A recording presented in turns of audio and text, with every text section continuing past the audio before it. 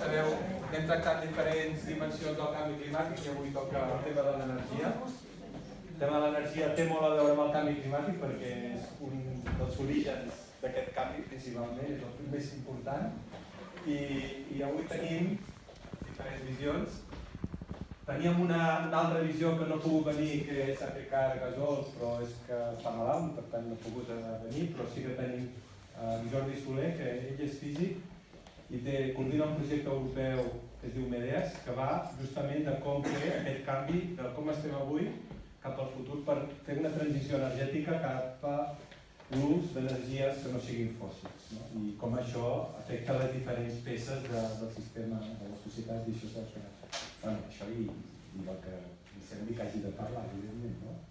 I després tenim una parella d'arquitectes, una parella. Ells ens parlaran més d'aquests aspectes més aplicats des del punt de vista de l'energia i les vivendes, com es pot actuar a les vivendes, quines necessitats es poden cobrir des de diferents punts de vista de l'arquitectura, però tenint en compte el canvi climàtic, no? I a part d'en Jordi Soler, doncs ella es diu Letian, Letian Benicá, ve de Brasil, i en Pau Iglesias, que ara també ens parlaran, ens reparteixen la seva part, no? I per tant, doncs, si us sembla, podem començar amb Jordi, que us donarà aquesta visió més panoràmica.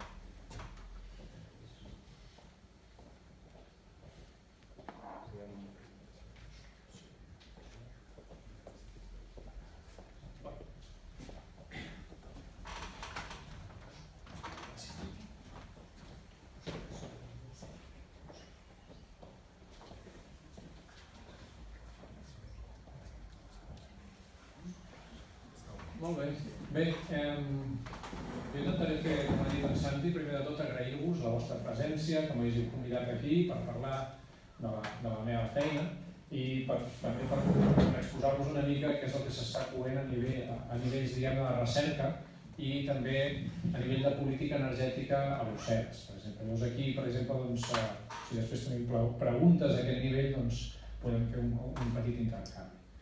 Us parlaré principalment, per tant, del projecte europeu, que ja estem arribant a aquest any que bé serà l'últim any, però que realment el que intenta estudiar és com fer, com volem arribar, per què, perquè ja ho sabem, hi ha una implicació climàtica, però no només això, i a més, doncs, com hem de fer aquesta transició que és tan necessària. Llavors, bàsicament, la idea seria, us parlaré de 4 idees bàsiques, és a dir, primer, quines són les estratègies contra el canvi climàtic, i bàsicament aquí ens centrarem en la transició renovable, energies que no siguin d'origen fòssil. Us parlaré una mica de què va el projecte MEDEAS, que dintre d'això els anàlisis com els fem, el que anomenem en ciència escenaris, marcs o hipòtesis que fem servir. Us posaré 2 exemples, un del transport a nivell global, que és el que hem vist que s'hauria de fer per fer aquest canvi a nivell del transport, i aquí doncs, això també serà una mica de provocació, a veure què us sembla, com portar-la a la pràctica, això. Quin ha de ser el ritme d'aquesta transició, tenint en compte no només el canvi climàtic, sinó els recursos fòssils que tenim a la nostra disposició, que cada cop són minvants. I després, una mica, quina és la informàtica que utilitzem per fer tota aquesta anàlisi i aquesta perspectiva. I algunes conclusions.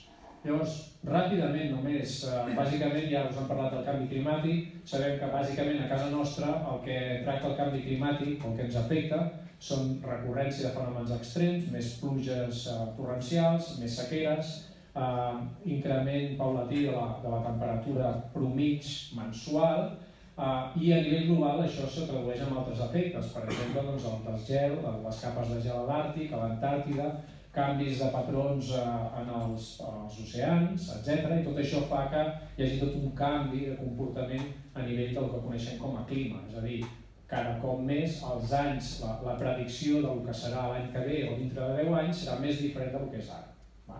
Això que té una sèrie d'implicacions i està degut bàsicament a les emissions, a la crema de combustibles fòssils, petroli, gas natural, carbó. I resulta que la nostra societat és una societat que, per dir-ho en termes més mèdics, és dependent, però dependent com ho seria un drogadicte, d'una substància que li és tòxica. que és tòxica no només a la humanitat, sinó al planeta en general, que són la crema de combustibles fòssils, els gasos que es coneixen com a efecte hivernacle, CO2, metà, etc. I un dels responsables de cremar aquests gasos són bàsicament tota l'activitat econòmica que fem.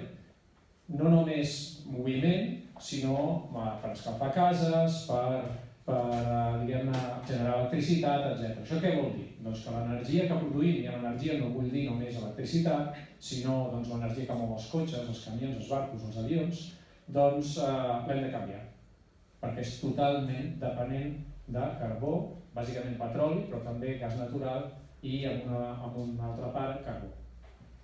Per tant, què necessitem? Dissenyar un altre sistema que es basi en fonts no fòssils. Llavors, aquí entra una mica el que la comunitat europea es demana als investigadors que fem recerca per suggerir com s'ha de fer això, com se podria fer. El projecte Medeas bàsicament el que fa és crear una eina informàtica a disposició pública, la podeu baixar a la pàgina web del projecte Medeas i es baixa gratis. Hi ha també una base de dades, també d'accés gratuït, i això què permet? Doncs permet fer anàlisis.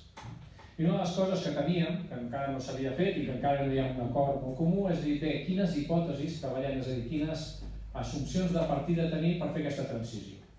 Hi ha una legislació europea que diu que el 2050 les emissions de gasos d'efecte hivernacle, de CO2, s'han de reduir en un 80%. Això és el que diu la Comissió. Ara, com hi arribem, és una altra història. Llavors, el projecte Medeas diu, a veure com hi arribem.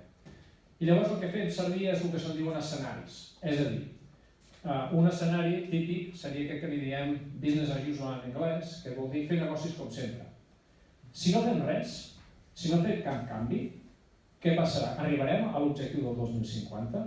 Sí o no? I llavors fem un altre escenari, que li diríem a l'optimista, que seria la transició òptima, que diem, a partir del 2020 fem un desplegament renovable immens a nivell global per assegurar-nos que sí que arribarem a l'objectiu. És a dir, descarbonitzem totes les fonts d'energia. Implantem fotovoltaica, eòlica marina, etc. Totes aquestes fonts ho fem un desenvolupament, ens posem d'acord tot el món per fer això. A quin ritme ho hauríem de fer i què és el que passaria?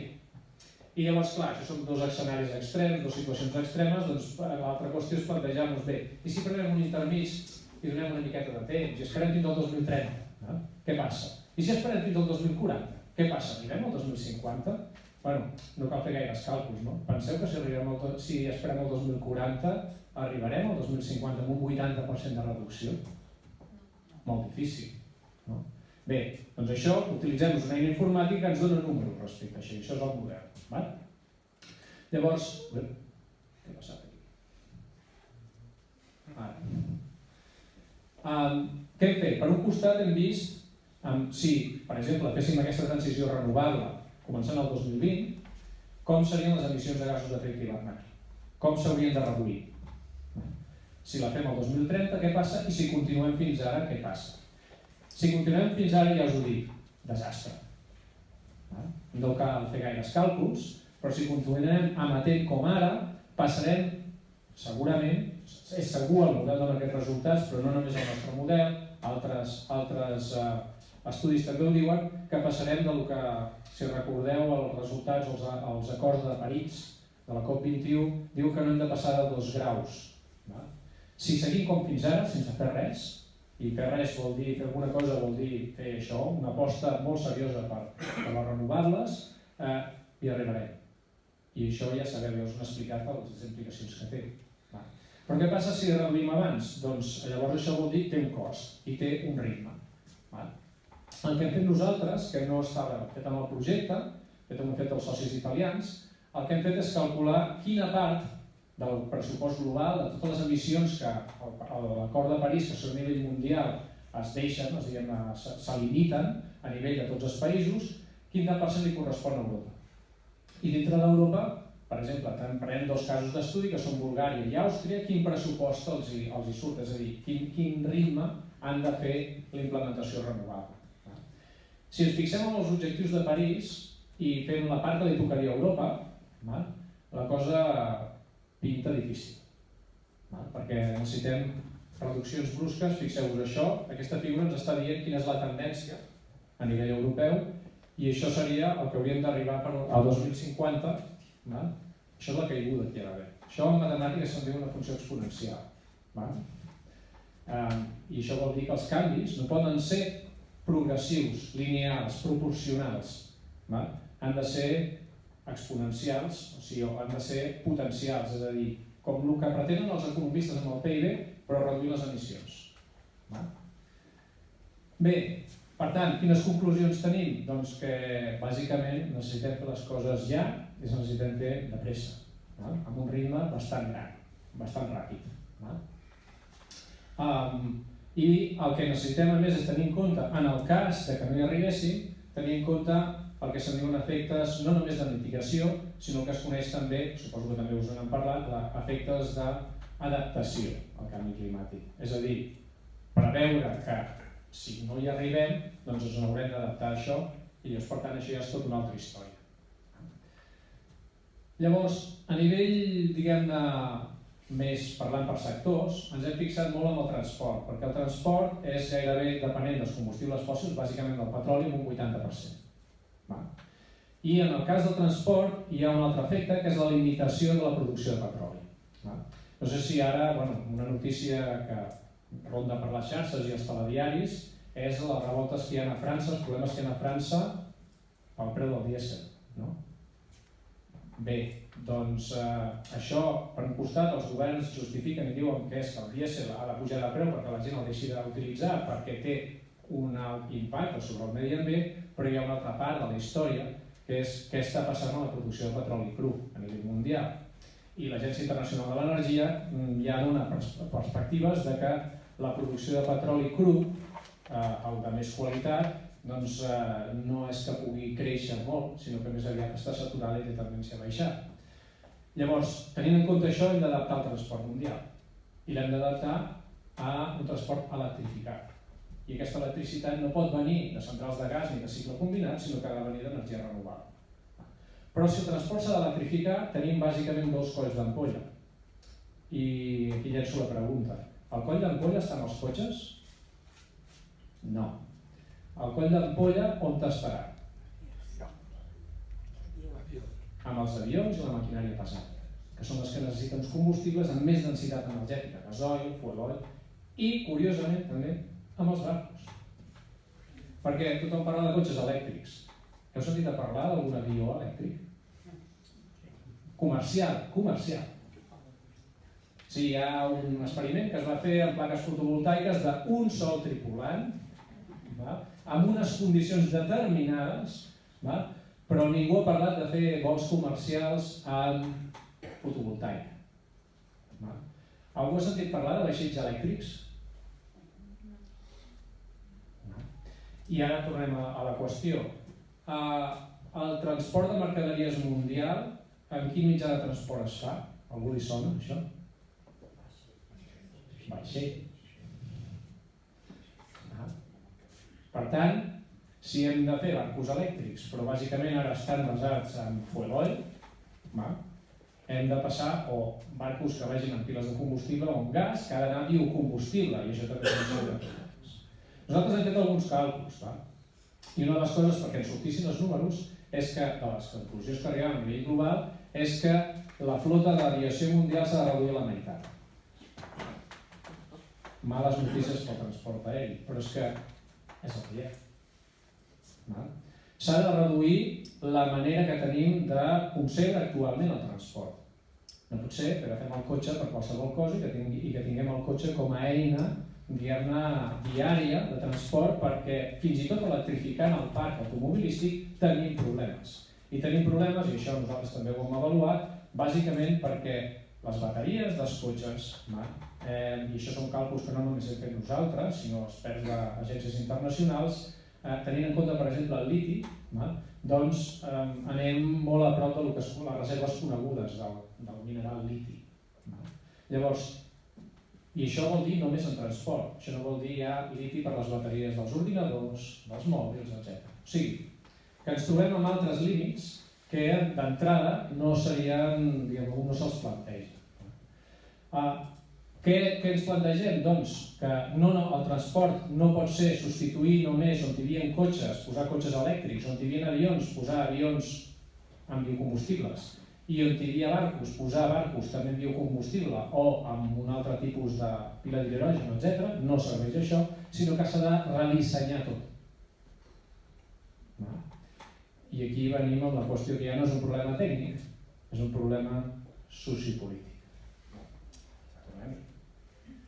I per això ens dona una sèrie d'incerteses. Primera cosa, i em fa molta gràcia això i ho comento en públic, perquè es parla a Europa, hi ha molta recerca, o alguna recerca, en el que se'n diuen tecnologies disruptives. Tecnologia disruptiva és aquella tecnologia que ara no existeix, que no se sap com serà, no se sap quan apareixerà, però just quan apareixi, en el moment pitjor, solucionarà totes les coses, de manera sobtada i de manera positiva. Jo perquè soc científic, però si m'ho mires d'una altra perspectiva, això té un altre nom, no? Bé, doncs amb això realment s'està fent, s'està barallant dintre les possibilitats. També hi ha una altra qüestió, que això també, com que necessitem redissenyar tota la socioeconomia, doncs una de les qüestions bàsiques és què passa amb la desigualtat econòmica, quan parlem, per exemple, de pobresa energètica, però no només això. I, per tant, també s'ha de veure què es fa a nivell de decisions de mercat, el que se'n diu de mercat. Per tant, hem de tenir recursos econòmics, però això vol dir recursos materials, per redissenyar tota, per exemple, el que seria la xarxa de transport. Bé, quan ràpida ha de ser aquesta transició? Tenim en compte que tenim el que serien unitats físiques de potència, tenim que si intentéssim tota l'energia que tenim actualment passar-la a origen renovable, hauríem de substituir tota l'energia fòssil. Tenim en compte transport, electricitat, etc. Llavors, nosaltres el que hem fet, per exemple, és veure què passa amb el petroli. Amb el petroli tenim, això d'aquí són estimacions del petroli en volum, milions de barrils diaris, i la prospecció que fa l'Agència Internacional de l'Energia fins al 2040. Nosaltres el que hem fet és dir, el petroli que surt d'un pou no és el petroli que a nosaltres ens acabi interessant, perquè sabeu que el petroli va a refineries i d'aquest petroli se'n fan diferents productes i el que ens interessa a nosaltres és descomptar l'energia que invertim en bombejar petroli i en transportar-lo i només quedar-nos el que ens arriba a nosaltres per utilitzar-lo com a societat. Això se n'hi diu l'energia neta. Doncs bé, aquesta energia neta que arriba a la societat va decaient amb el temps, perquè ara els pous de petroli que es troben estan més lluny, estan més fondos, etc. i s'hi necessiten invertir més recursos. I això què vol dir? Doncs que si fa 100 anys s'havia d'invertir un barril de petroli per treure'n 100, actualment, en el millor dels casos, he d'invertir un barril de petroli per treure'n 20. I dintre d'uns anys això va caient, anirà menys. Per tant, si tenim en compte això, aquestes corbes d'aquí, que veieu que tot i així descendeixen en el cas del petroli cru, i aquí hi ha altres tipus de petrolis, es transformen, depenent del model, en corbes d'aquest tipus, en la qual tot va cap avall. Estem parlant del 2040, i estem parlant del combustible del transport. I estem parlant de que aquí estem més o menys ara, amb el petroli cru, i això és el que estarem al 2040. Aquesta diferència d'aquí fins aquí només és equivalent a descobrir 5 Aràbies Saudites. Per tant, no només necessitem fer una transició renovable perquè hi hagi un canvi climàtic. Necessitem fer una transició renovable perquè la festa s'està acabant. Això no vol dir que s'acabi el petroli. Fixeu-vos, el petroli no s'acaba, no arriba a zero. Però el que passa realment és que la producció no va a més. Va a menys. Això és el petroli cru. Altres tipus de petrolis que sí en volum han crescut, però el que importa és aquest. Aquest és el que té la part més gran del pastís. Per tant, si tenim en compte això, a quin ritme hauríem d'implementar a nivell mundial les renovables? Doncs bé, aquí hi ha aquestes gràfiques. Depenent de com aquesta corba evolucioni, ens veiem que d'entrada hauríem d'implementar créixer cada any. Això vol dir no sumar cada any, sinó sobre el que havia crescut l'any anterior. Això és com el PIB, que els agrada als economistes. Hem de créixer un 3%. Què vol dir que hem de créixer un 3%? No vol dir que creixem cada any un 3% sumat al 3% anterior, no, el multipliquem. Doncs el mateix per la qüestió renovable. El que ens trobem és que si volem mantenir el ritme de creixement econòmic, el PIB mundial, compensant aquesta caiguda del petroli, ens hem de trobar en què hem d'implementar un creixement de renovables d'un 5% anual, global, d'un 5 al 12. Repeteixo, això no és pel canvi climàtic, això és per la limitació de recursos, en particular el petroli. Què vol dir això? Doncs que a nivell, saltant una mica els números, que són la part avorrida, però per dir-vos alguna cosa, així que quedi, seria aquesta qüestió d'aquí. És a dir, hem de compensar amb un percentatge aquesta energia. I això què vol dir? Que s'hauria d'invertir un 7% de l'energia total que consumim al món cada any amb inversió renovable. I això què vol dir? Doncs és una energia que no es pot destinar a altres usos, només en fer la transició a energies renovables. I és que a més, aquesta energia no pot venir d'altra font que no sigui la fòssil, perquè, com he dit, la nostra societat és addicta a les energies fòssils. D'acord? Bé, i tot això posem tot dintre i, a més, hi hem de tenir en compte l'efecte del canvi climàtic, que juga en contra nostra. O sigui, tenim un àrbitre per allà que el que està és fer-nos trampes en el partit i ens dificulta encara més les coses. Bé, llavors ja no és tan fàcil fer els càlculs, però el que nosaltres fem és posar-ho això tot dintre d'un ordinador i veure què ens dona. I llavors el que estem fent ara és tenir un model global, estem desenvolupant, i està desenvolupat, però hem de programar i deixar-lo lliure perquè tothom se'l pugui descarregar i veure europeu, i després en els dos casos d'estudi que hem considerat. El model és complex, però simplificant-lo, tenim una part d'economia, tenim una part d'usos de la terra, perquè el que tenen les renovables, per exemple, és que també transformen els usos que fem del sol, del terra. Té una part d'energies, d'infraestructures d'energia, una part de producció d'energia, tant sigui renovable o no renovable, té una part de materials, perquè quan anem a les fonts renovables, a més del liti, necessitem altres terres rares, com el neodimi, per exemple. Però també necessitem metalls, com per exemple l'acer o també l'alumini. I tenim un model climàtic. Això el que ens fa és interactuar amb el sistema econòmic, perquè com el canvi climàtic vagi a més, tindrem més impacte econòmic, que nosaltres aquí el model no va en euros, sinó que va en unitats d'energia. El que diem és que necessitarem més energia per compensar els efectes del canvi climàtic. I finalment tenim una altra part que ens diu els indicadors socials, és a dir, com és el benestar, com és el PIB, com és les qüestions d'estabilitat social, etc. Bé, i llavors, per tant, el model, no he tingut temps, la setmana passada vam fer un taller amb diferents participants internacionals i vam treure resultats. Els primers resultats el que diuen és que, si no fem res, el PIB a nivell mundial col·lapsa. Creix fins al 2025-2030, però després no pot créixer més i decau. I suposo que, jo no soc economista, però alguna cosa he sentit dir, sabem que si el PIB no creix per sobre d'un 3%, la cosa va malament, no? Doncs el model no diu només això, sinó que està dient que si no fem res, no només no creixerà, sinó que anirà cap avall. El que diu també és que, tot i fer alguna cosa, les emissions de CO2 continuaran creixent. Això és la mala notícia. Però la bona notícia és que és millor fer això que no fer res, perquè les emissions de CO2 són més grans si no fem res que si fem alguna cosa.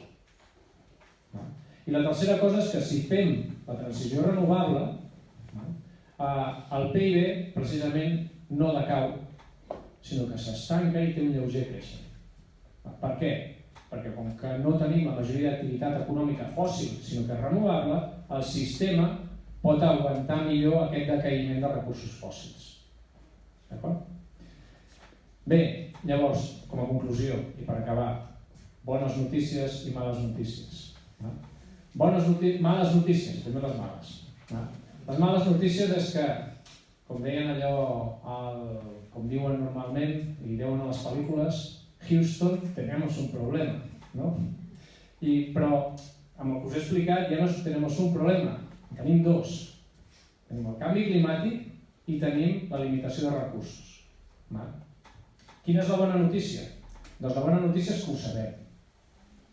Sabem que tenim dos problemes greus. Si un està malalt i no ho sap, no hi pot fer res. Si un està malalt i ho sap, dues coses. Pot fer alguna cosa o no, però té la capacitat d'escollir. I això, com a societat, com a persones, és un gran què. En èpoques anteriors, històricament, passaven coses a nivell ambiental. La gent, en l'època dels romans, per exemple, el que van fer és deteriorar els camps de cultiu i les collites de gra cada cop anaven a menys. Però ningú sabia explicar el per què. Ara sabem què està passant. Ho sabem. I sabem que hem de fer alguna cosa. I estem, espero, començant a fer-ho. Per tant, això és la bona notícia. També hem de ser conscients que els canvis no seran fàcils.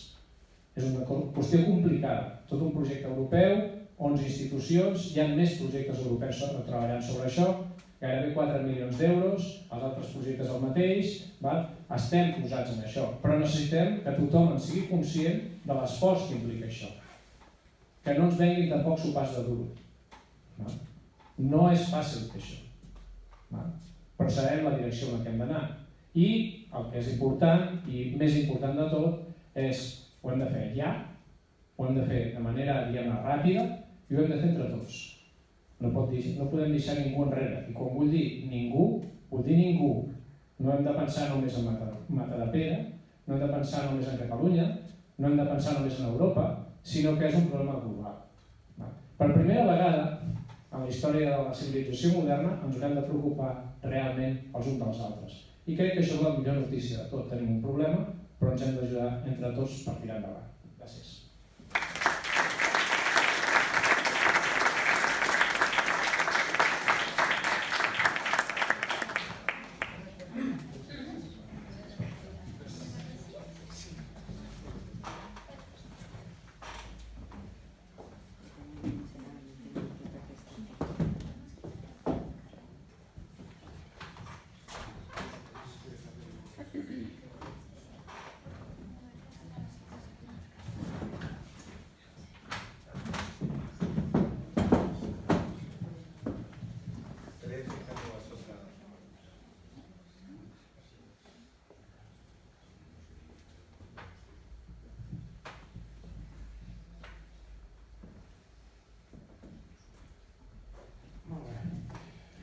Doncs, bona tarda. Primer que tot, agraïm moltíssim a la plataforma de Matadepera, Santi i Ricard, per brindar-nos aquesta oportunitat d'estar aquí amb professionals tan interessants com el Jordi Soler.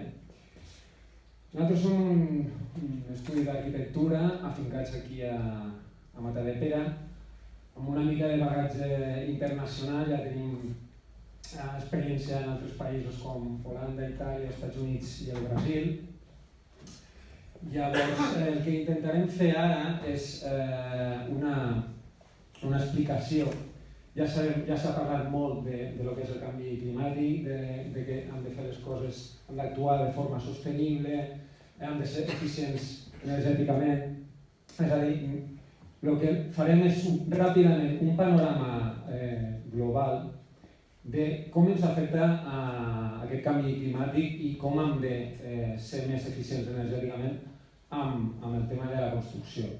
I al llarg de l'explicació intentarem baixar ràpidament a temes més puntuals i més pràctics, que jo crec que és el que a tots ens interessa en l'aspecte de que nosaltres podem ajudar a ser més sostenibles.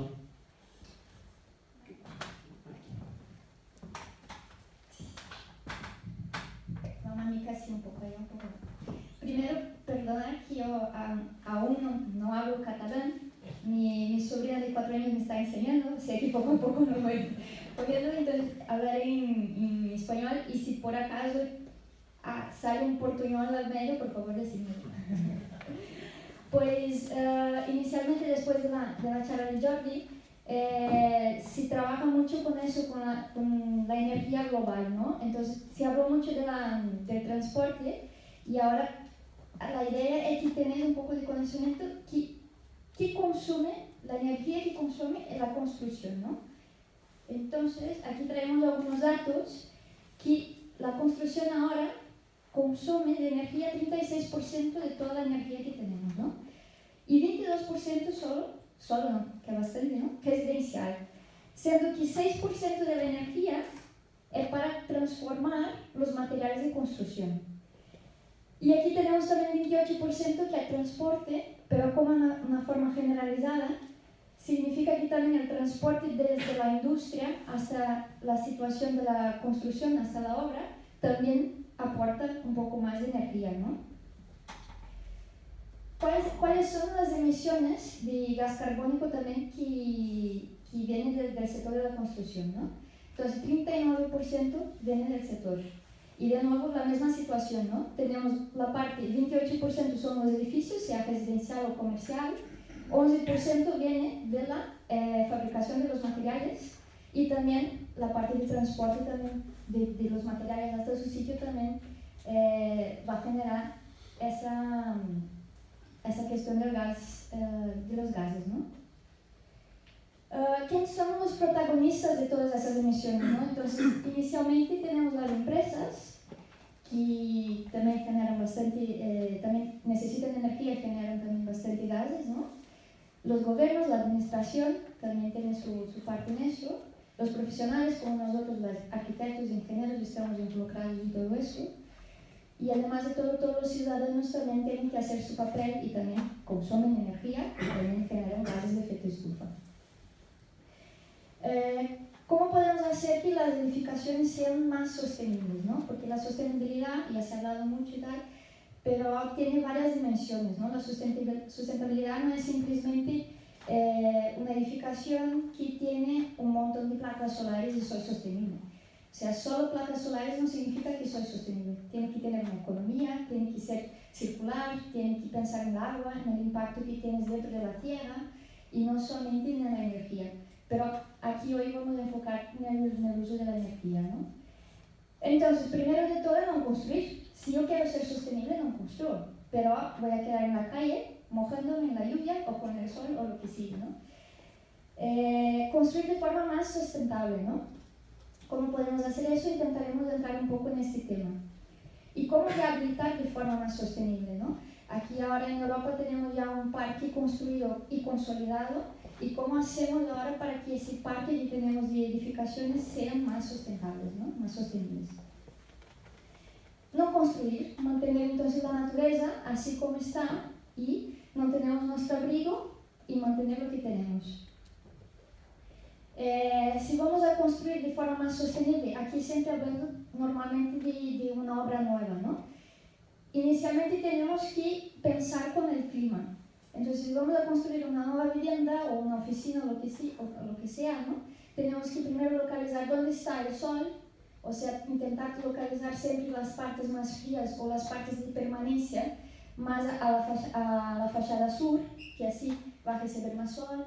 Siempre localizar de dónde vienen los vientos predominantes, porque eso va a ser útil después al verano, que se puede ventilar mejor la casa, ¿no? Las vistas que tiene la vegetación existente, no quitarlas, reutilizarlas o aprovechar lo que hay.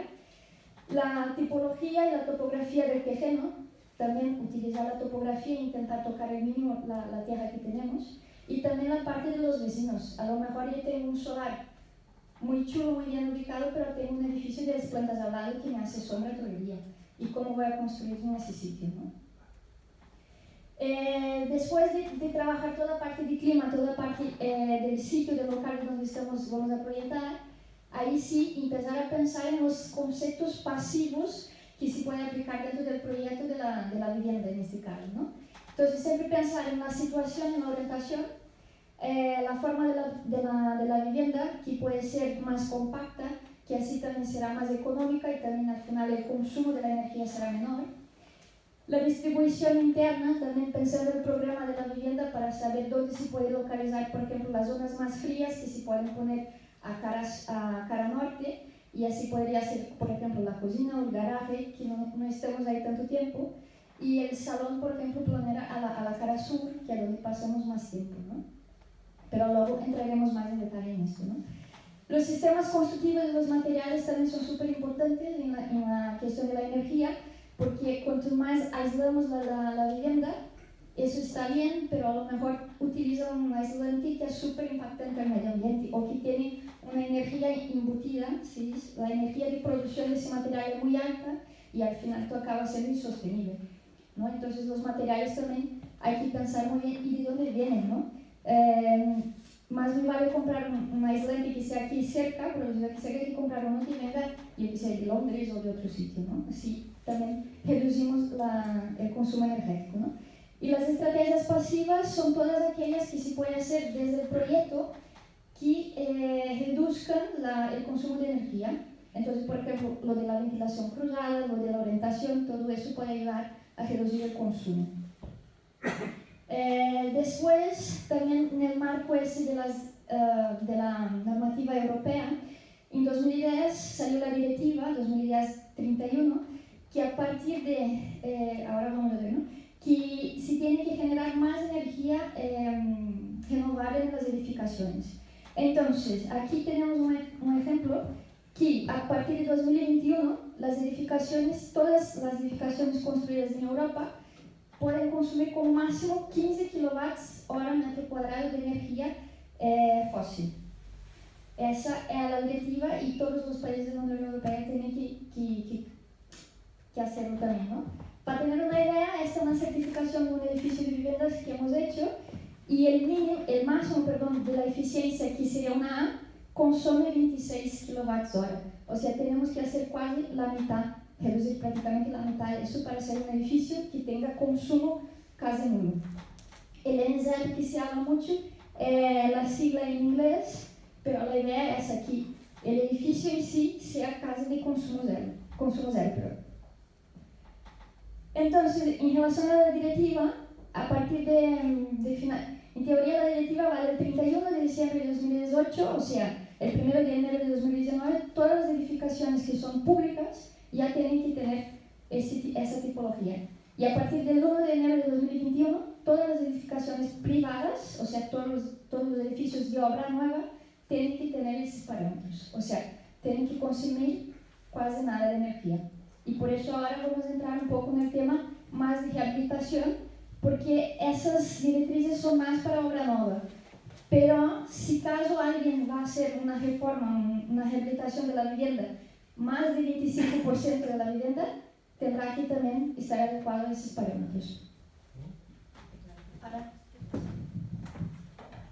Llavors, clar, amb aquest panorama que hem vist, és a dir, ens han de posar les piles, ja ho sabem, l'1 de gener de 2019 està aquí, és a dir, que tot el que sigui públic haurà de ser construccions que estiguen molt ben dissenyades des d'un inici, és a dir, que la pròpia arquitectura ja faci que estalvi energia i consumeixi molt poca energia. I a partir del 2021, que és ja, totes les edificacions, les privades també. És a dir, el que és construcció nova hem de dissenyar molt bé, hem de canviar molt la nostra mentalitat des del punt de vista dels professionals i el que voldríem entrar més en detall és la part de reforma, perquè clar, el que no podem fer és dir, ara ja sabem com construir bé, ser més sostenibles, tirem tota mata de pera i fem-la més sostenible i que no consumeixi tant. Això no és sostenible. Evidentment, enderrocar costa diners. Llavors, el que ens hem de centrar més és en el tema de reforma. Els arquitectes i els ciutadans també posar-nos al cap la mentalitat del tema de reforma. És a dir, tenim un parc construït. Què fem amb aquest parc construït? Barcelona, per exemple, ja no es pot construir pràcticament més. Llavors, el que hem de fer és aquest tipus de construccions que tenim a Barcelona, fer-les més sostenibles i rehabilitar-les millor. Com podem fer aquestes puntualment. Ens hem centrat més en el tema residencial, habitatge unifamiliar, perquè jo crec que ens toca més també ho podem aplicar al tema de pisos i apartaments. Ja entrem a detall com podem fer aquestes reformes, aquestes actuacions més puntuals a les nostres vivendes. El tema de la distribució, és a dir, replantejar, mirar si les nostres cases estan ben dissenyades, si els usos que tenim estan ben orientats. Per exemple, hi ha moltes ciutats com Matadepera que abans possiblement les cases eren més d'estiu i la sala d'estar, que és el lloc més social i més de dia, estava més protegida del sol, perquè clar, quan la gent venia aquí a l'estiu feia molta calor i es protegia potser d'ona nord. Què passa ara? Si aquests usuaris d'aquestes cases viuen durant tot l'any, això vol dir que passen l'hivern també. Una sala d'estar a nord que no toca el sol en tot el dia és bastant difícil, no? Hem d'aprofitar aquests raigs de sol per a calentar la sala, no? És a dir, replantejar una mica la distribució de les nostres cases. El tema de l'envolvent, és a dir, la pell de l'edifici és importantíssim, és la que capta l'energia. Llavors passem a diferents parts. La part de la façana és molt important, el tema de l'aïllament, és a dir, amb el codi tècnic de l'edificació ara mateix és molt difícil complir els càlculs de transmitància tèrmica sense col·locar aïllament, però antigament no es col·locava. Molt antigament les parets eren molt gruixudes, llavors ja tenien molta inèrcia tèrmica i també protegien bastant. Ara mateix, sobre 1900 també es construeix amb parets sense aïllament, llavors és un problema. És un problema perquè hi ha molta transmissió d'energia, de calor i de fred a l'interior, una mica el que ens passava al Brasil, que allà la normativa defineix com a legal una paret de maó de 20 i ja està. És a dir, tu pintes per fora per dins i llavors fa molt de fred. Nosaltres vivíem al sud de Brasil, que fa molt de fred. Tothom pensa a Brasil que és platja i calor i la part del sud més toca a Argentina no ho és tant. Fa fred i fa calor, és a dir, estem als 40 graus també a l'estiu i dins és difícil perquè passa molta calor a través de les parets. Analitzar les nostres vivendes amb el tema de l'aïllament, cambra d'aire, pot tenir una cambra d'aire ventilada o no, és a dir, es tanca amb ventilació, és a dir, que va passant l'aire. Això millora el tema de la humitat, si és ventilada, i els temes de materials exteriors, perquè és la pell final, no? És la pell final de l'edifici, els colors, si és negre captarà més calor i si és blanc captarà menys. El tema de les obertures, importantíssim perquè és el tema tècnic de la construcció, és evidentment on ventilem i és necessari i tenim vistes, perquè si no al final seria alguna causa tancada, és a dir que necessitem el vidre, però és per on passa més calor i més fred. Llavors tots coneixem el doble vidre, als països nòrdics triple i 4 amb càmera d'aire a l'interior i trencament de pont tèrmic, si és aquesta peça negra d'aquí, si és alumini, és important perquè l'alumini és conductor tèrmic, molt conductor tèrmic. Llavors no serveix de res fer uns vidres amb càmera d'aire i col·locar, o mal col·locar, també la col·locació els especialistes han de ser bons, sense trencament de pont tèrmic, no? Els ponts tèrmics que estan parlant ara, amb el tema, això són plantes, amb el tema dels sistemes constructius, és a dir, a la pell normalment ens trobem ponts tèrmics, és a dir, que no estan aïllats a la zona de l'estructura, si són estructures de pilar de formigó, i aquí passaria, a l'esquerra passaria el fred i el calor i aquí a la dreta estaria ja protegit. I el tema també, un lloc complicat són les caixes de persiana, que normalment és un lloc que està ocupat per una caixa de persiana, enrotllada o no enrotllada, i ahir hi ha un pas important que ens han de preocupar si tenim aïllat o no tenim aïllat. Tema de cobertes, importantíssim perquè hi ha molta incidència del sol, sobretot a l'estiu que està més inclinat. A l'hivern el sol està més baix. Llavors, aïllament, hi ha moltes cobertes, ja sigui inclinada o plana, ara les fem normalment planes. Hi ha moltes cobertes sense aïllament i és un forn a l'estiu i fa fresquita a l'hivern. És a dir, el tema d'aïllaments i moltes, aquestes són cobertes planes i el tipus d'acabats, és a dir, poden ser vegetals, com amb fusta, tarima de fusta, transitables, amb pedra. Canvia una mica el tipus de transmitància tèrmica, depenent de la coberta. Important, el tema de proteccions. Si no col·loquem proteccions, si tenim finestres a sud, a l'estiu, ens entra molta calor.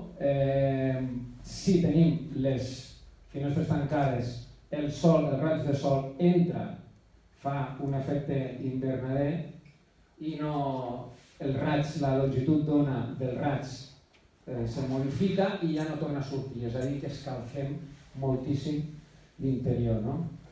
Són el que fan els hivernacles. Llavors, clar, és interessant el tema del sol perquè el necessitem a l'hivern, que fa fresqueta, doncs, necessitem calentar, aprofitar aquesta energia renovable. Una solució molt simple és el tema de les proteccions, ja siguin sobre les finestres col·locar un voladiu, o lames, una pèrgola, o elements vegetals de protecció, sobretot caduca, perquè així a l'hivern cau les fulles i entra el sol. Per això Barcelona funciona tan bé, que tenen aquests plataners tan alts que a l'estiu està ple de fulla verda i ens protegirà a tots, cauen les fulles a l'hivern i deixa entrar el sol a totes les façanes i a totes les finestres de Barcelona. Llavors aquí tenim l'exemple de l'estiu, protegint no entra dins de l'edificació i a l'hivern que el sol està més baix a sud, sense fer res, ell mateix ja entra, calenta els materials que tenim a l'interior, dona inèrcia tèrmica, els materials se calenten i inclús a l'hivern, a la nit transmeteix calor cap a l'interior. Hem de pensar les cases com nosaltres quan portem roba, com els vestits. Si tenim calor doncs anem amb calçotets o amb banyador. I si tenim molt de fred, com el Jon Snow, és a dir, ens traiem i ens posem roba. No? La casa no pot ser totalment hermètica i enxufar aire condicionat a tope a l'estiu i calefacció a tope a l'hivern. És a dir, seria com un exemple del Jon Snow tapat a l'estiu, però es posa uns cubitos per dins perquè fa calor. Jo estic tapat, però estic bé, perquè tinc uns cubitos i estic fresquet. No, això és el que no hem de fer amb les cases. Les hem de treballar, han de ser flexibles, practicables, han de poder moure les finestres, les persianes, han de poder ventilar. El mateix que fem amb nosaltres quan sortim al carrer, no? Depenent de la temperatura i de la humitat. El tema de ventilació creuada, és a dir, si tenim una finestra només i al darrere una paret, no ventilarem, no acabarem de ventilar bé la vivenda. No? La ventilació creuada tenim una altura, màxim 5 vegades l'altura, és a dir, uns 12 metres, si estem als 12-15 metres, si estem als 3 metres d'alçada, normalment importarà ventilar la casa i col·locar les finestres, no col·locar elements pel mig de barrera. No? Bueno, coses tan normalment senzilles com col·locar a l'hivern els elements d'escalfor al lloc on hi ha més estabilitat tèrmica, on entra més el fred, és a dir, no col·loquem un radiador al costat del forn de la cuina perquè ja la cuina ja és una màquina que ja genera calor, és a dir, anem al saló i col·loquem el radiador a sota de la finestra perquè és el lloc on possiblement entrarà més fresqueta i ja tapem aquesta entrada de fredor. No? Temes de reducció de consum energètic, evidentment ja ho sabem, electrodomèstics més eficients que funcionen de forma més eficient energèticament, bombetes de baix consum o que direccionen tota l'energia a la part lumínica i no la transformin en calor, és a dir, que siguin eficients. Protecció solar exterior, no interior, perquè si la col·loquem moltes vegades ens donem compte o percebim que tenim les finestres a sud, a l'estiu entra moltíssima calor i moltíssima llum i col·loquem cortines interiors, el que estem fent és que ja ha entrat el raig de sol i ja ha canviat la seva longitud d'ona, és a dir, que no surt i no serveix de res protegir per la part interior. Hem de col·locar les proteccions per la part exterior. L'aïllament tèrmic ja hem parlat, si col·loquem aïllament tèrmic la casa serà més eficient. Filtracions d'aire a les portes, és a dir, gastem molts de diners en que la casa estigui molt bé, perfecta, però ens oblidem que la porta d'entrada hi ha un centímetre per baix perquè no sé què no l'han col·locat bé, entra vent, entra fred, entren filtracions. Tèrmicament i acústicament han de ser bastant precisos el tema de les cases perquè ho podem aïllar tot, però ens deixem una part i justament per allí després no passen els problemes. I la part de domòtica, alguns punts de la domòtica ens ajuden a ser més sostenibles, és a dir, com sensors d'il·luminació i sensors d'intensitat, i a vegades que no necessiten tanta llum, automàticament se va disminuir. Alguns temes de domòtica. El tema de la il·luminació natural, analitzar la nostra casa, és a dir, intentem entrar al màxim, fer entrar a la nostra casa el màxim de llum natural. És gratis i el sol és fantàstic. Llavors, si hi ha una zona del mig que no arriba a la llum natural de les finestres, possiblement podem col·locar lluernaris o pensar molt bé el tema de finestres, és a dir, que hi ha cases que les finestres són molt petites i hi ha poca il·luminació, potser val la pena agafar i fer una petita obra en unes finestres més grans, no? O el contrari, és a dir, que pot passar que tot sigui de vidre perquè hi ha molta vista i és fantàstic el vidre, però clar, entra molta llum i després l'hem de tapar, no? És a dir, que ni molt ni poc, hem de calcular bé l'entrada de llum natural. El tema d'energies renovables, ja ho hem parlat un munt de vegades, però la construcció també, direccionar, perquè és que no hi ha una altra, cap a energies renovables, tal com l'energia fotovoltaica, l'energia solar tèrmica, que és de calentament d'aigua a través de l'energia del sol, energia geotèrmica, que ja s'està començant a fer, que és agafar l'energia de sota terra, és a dir, col·locar instal·lacions a sota terra que generen energia. Energia eòlica i energia de biomassa. No parlarem molt d'això, però saber que existeixen. Ara mateix el que utilitzem més és energia elèctrica que ve de font no renovable o gas. I després nosaltres, és a dir, l'usuari. Aquesta part és molt important perquè l'arquitecte ha dissenyat molt bé i ho ha pensat tot i tal, però nosaltres deixem les finestres obertes amb l'aire condicionat lligat encès dins.